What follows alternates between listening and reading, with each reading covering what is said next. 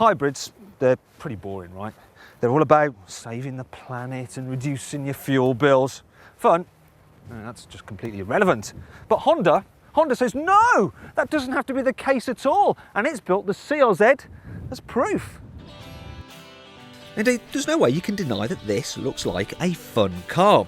The wedge-like design is purposeful and reminiscent of the old CRX from the 1980s. Inside, the CRZ has one of the most distinctive cabins of any car. In fact, it looks like it's been inspired by old sci-fi films. Thankfully, there's decent practicality, with various cubbies and storage spaces dotted about the place.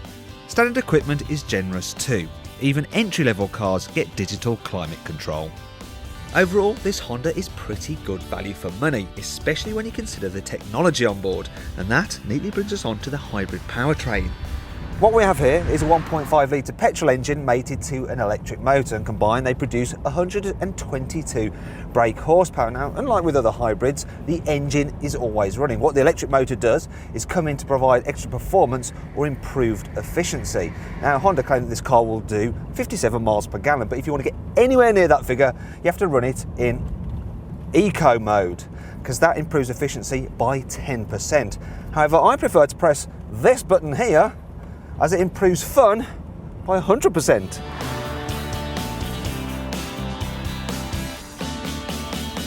In sport mode, the CRZ comes alive. I mean, admittedly, it's not particularly quick, because 0 to 62 in 10 seconds is what you'd expect from just a normal hatchback. But the engine, it feels responsive, it revs keenly, and this gear change is, well, it's so slick. Yes, you did actually see that correctly. There's a 6-speed manual in a hybrid, not some annoying whiny CVT.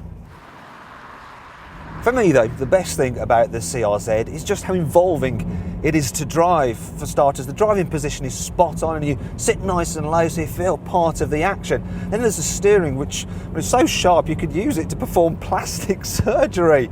And then there's the playful nature of the chassis. You lift off the throttle mid-bend and it'll tighten its line. And when you're really on the limit, you can feel the mass of the batteries making the car move around a bit. And that just makes it feel playful and fun.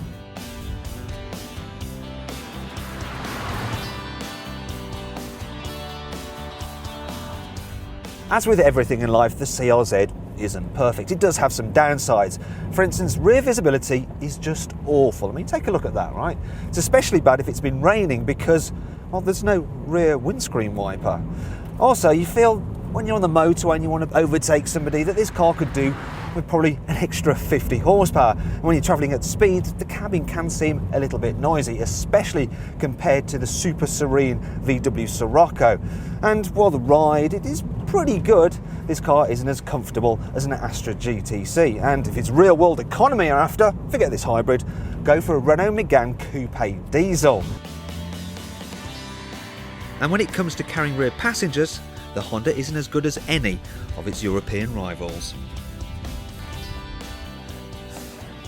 Now, I know there's some seats back there, but the first problem is getting to them because the chair doesn't slide and recline. You have to do it individually, which is a bit of a pain.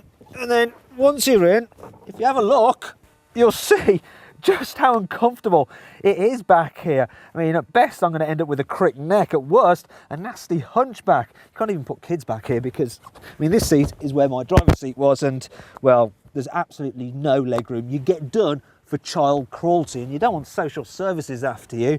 I mean, really, overall, these back seats are a bit of a joke, and I think Honda's having a laugh with the boot as well.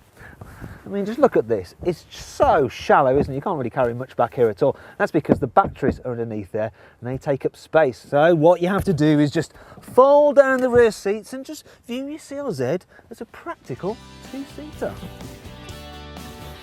And that's the thing you see with this Honda. Yes, it does have its flaws, quite a few actually, but you can kind of forgive it because, well, it's fun.